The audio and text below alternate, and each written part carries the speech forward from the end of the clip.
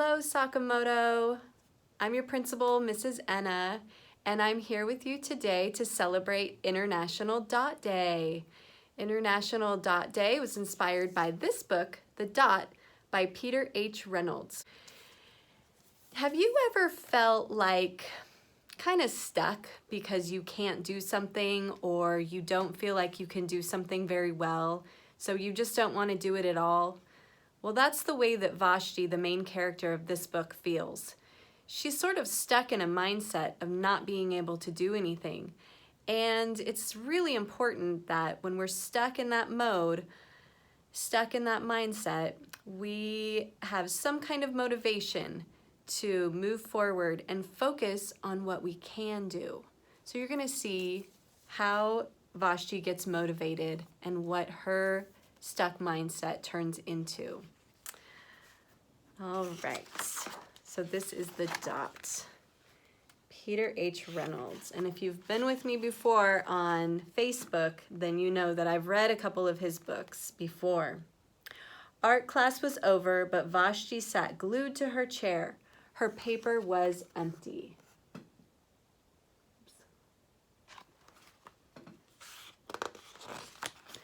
Vashti's teacher leaned over the blank paper.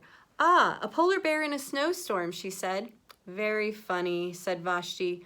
"I just can't draw." Her teacher smiled. "Just make a mark and see where it takes you." Vashti grabbed a marker and gave the paper a good, strong jab. There. I think Vashti's feeling frustrated. Sometimes when we feel like we don't have the skills or ability to do something, it can feel very frustrating. Her teacher picked up the paper and studied it carefully. She pushed the paper toward Vashti and quietly said, "Now sign it." Vashti thought for a moment, well, maybe I can't draw, but I can sign my name. And there she goes, signing her name. She still looks frustrated to me. The next week, when Vashti walked into art class, she was surprised to see what was hanging above her teacher's desk.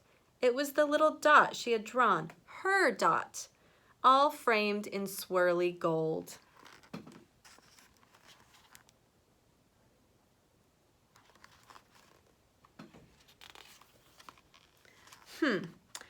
I can make a better dot than that.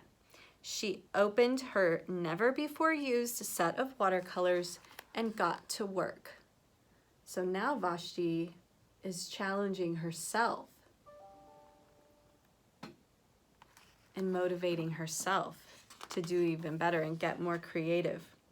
Vashti painted and painted a red dot, a purple dot, a yellow dot, a blue dot. The blue mixed with the yellow. She discovered that she could make a green dot. Vashti kept experimenting. Lots of little dots and many colors. For someone who can't draw, she sure is turning out to be quite an artist. If I can make little dots, I can make big dots too. Vashti splashed her colors with a bigger brush on bigger paper to make bigger dots. Vashti even made a dot by not painting a dot.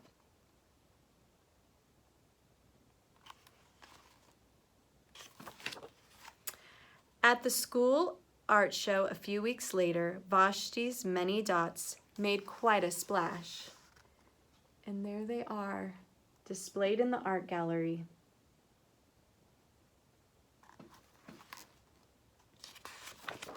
Vashti noticed a little boy gazing up at her.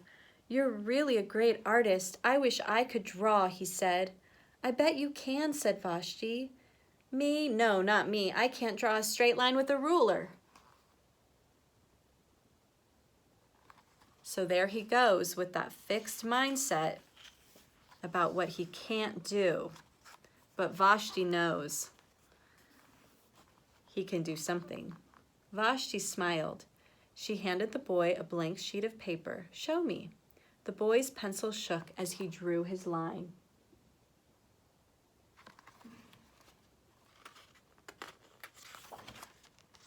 Vashti stared at the boy squiggle, and then she said, what do you think she's going to tell him to do? Please sign it. And there we go. It's the start of something new, a new kind of art. And I also wanted to share with you the dedication. Peter H. Reynolds dedicated this to Mr. Matson, his 7th grade teacher who dared him to make his mark.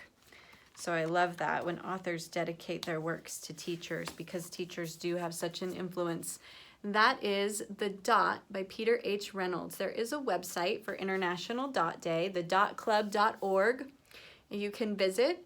And I hope you guys enjoyed reading this book along with me. Have a great week.